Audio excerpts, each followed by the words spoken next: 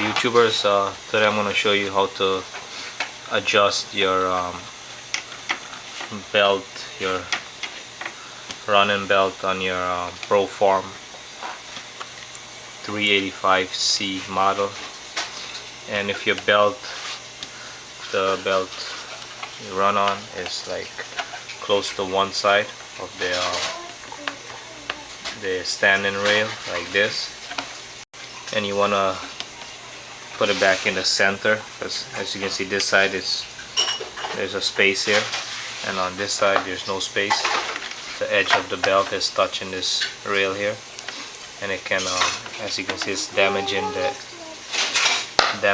edge, and this edge here is good. It's not rubbing against the rail, standing rail, and this side is rubbing, and it can damage your belt. The belt costs like $100, so I'm gonna show you how to adjust it so the belt goes back in the center, like, with a space here. As you can see here, there's a Allen key here, one here, and one here. Okay, so you get your Allen key. I think this is 5 or 6 mm, and if you turn it counterclockwise to your left, that's you're loosening it there and making the belt loose. You can see the belt is loose, all the way loose. I push it in my hands, both of them. And to make it tight, if your belt is loose and you want to make it more tight, you just turn it clockwise, not too much, both of them. And you want to check it also, start it up and check it how it rolls. If it's too tight, adjust it back here.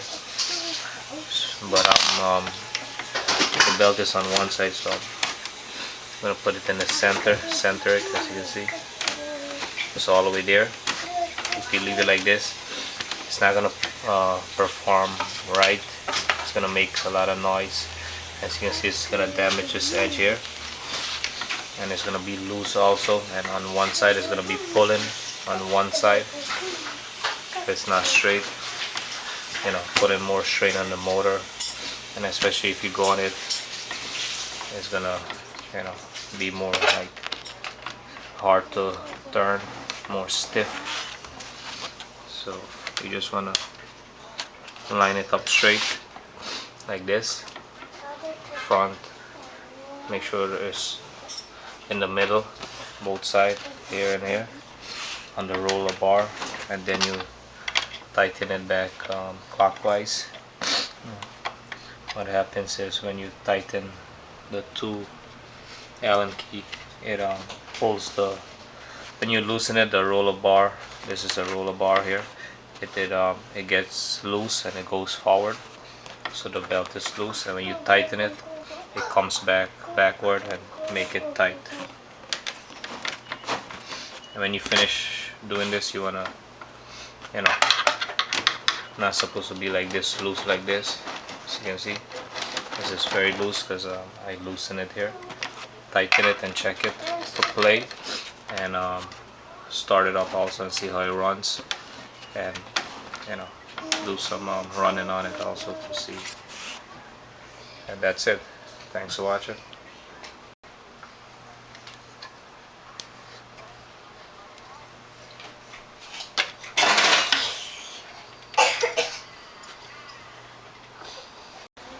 Okay, so if you don't adjust it to align it in the center, this is the bottom of it, so the bottom view. And as you can see here, there's two arm, or holding the belt. So if the belt is on one side, it's gonna rub against this this piece here that holds the belt. Just it's the belt guide or something. So you see, as you can see, it was rubbing here, and it can rub and cut it here and cut on the metal. So you want it to be, and you gotta touch like just a little bit, not too much on both sides. Or if you want, you can bend these back a little bend it back a little bit of pliers or hammer, take a hammer and tap it back, not too much.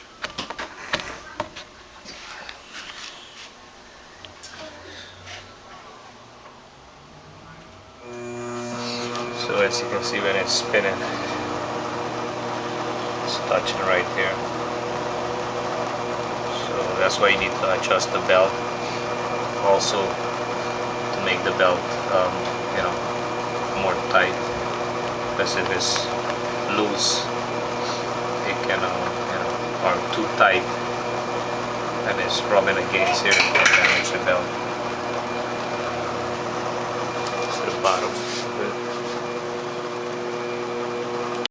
So I adjusted the belt. It was all the way on this side here, all the way on the front to the back. It was all the way touching here. So now it's in the center. You want both sides to have the same amount of space. Let's see how it looks.